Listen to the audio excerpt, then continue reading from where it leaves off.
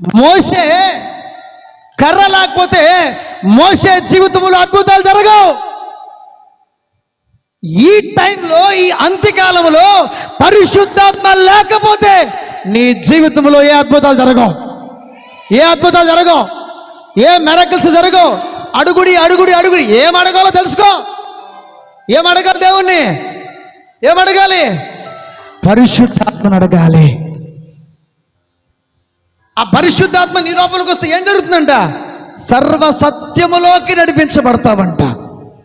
అంటే సర్వసత్యం అంటే, సర్వసత్యం అంటే నీకొక మార్గాన్ని చూపిస్తాడు, నీకొక మార్గాన్ని చూపిస్తాడు. అన్నిటినీ నువ్వు ఎలా నడవాలో చూపిస్తాడు, ప్రతి ప్రయాణాన్ని చూపిస్తాడు, నువ్వు ఎవరితో మాట్లాడాలో, ఎక్కడ కలవాలో అన్నిటినీ దేవుడు చూపిస్తాడు. అయితే ఇవన్నీ జరిగిన తర్వాత పరిశుద్ధ